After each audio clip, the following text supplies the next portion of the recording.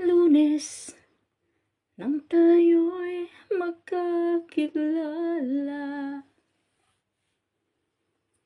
Kahapong Martes nang tayo'y muling magkita.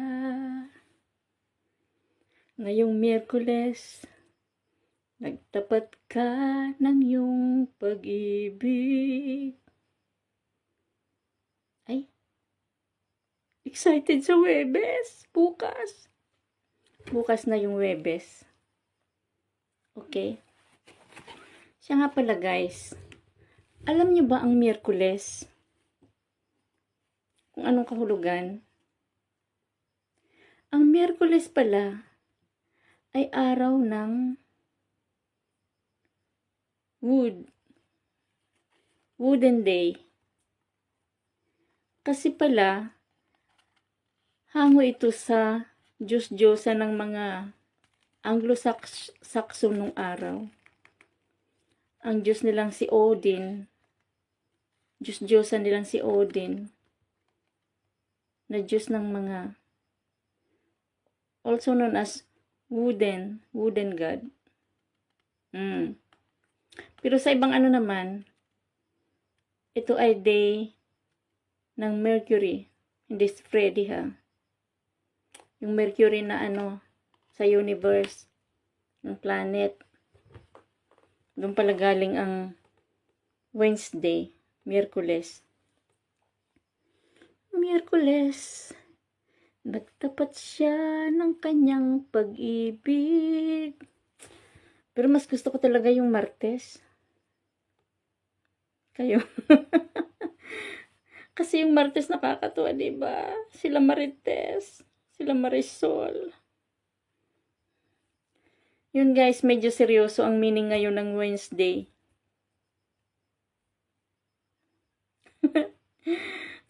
Hindi ako makapag-jokes kasi na, di ba na deadball yung ano ko, yung CP kahapon. One day akong wala, one day isang araw, absent ako sa mundo ni Mameta. Ganun pala yun. Pag namamatayan ka ng cellphone, talagang tigbak siya, as in tigbak.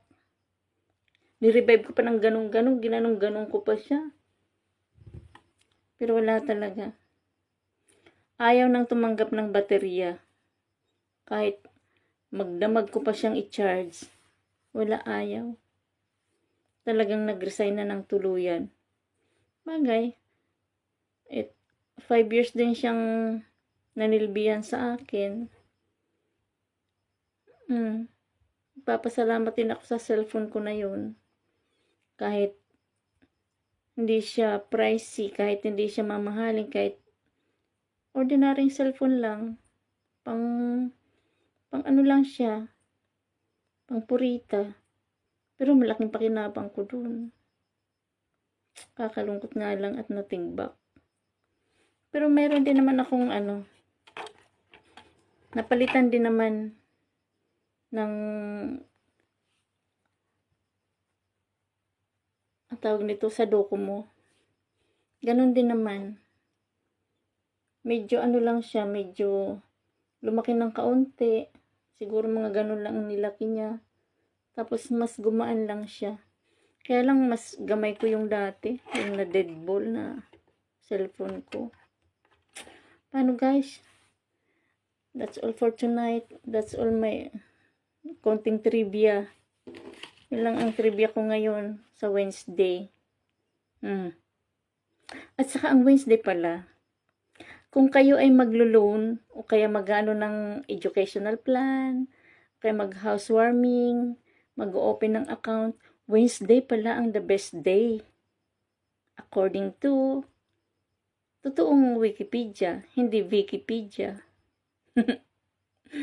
Saka ano, siya nga pala, Wednesday pala ay tinatawag din na Spy Day sa panahon ni Jesus Christ.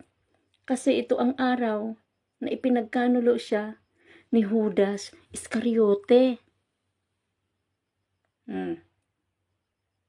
Yung pala yun. Wednesday, ang araw na ipinagkanulo siya ni Judas Iscariote. Okay. That's all for tonight. I hope you enjoy my video. Thank you for watching. Please like and share para sa ekonomiya ng ating bansa. Diba? Good night. Babu siya.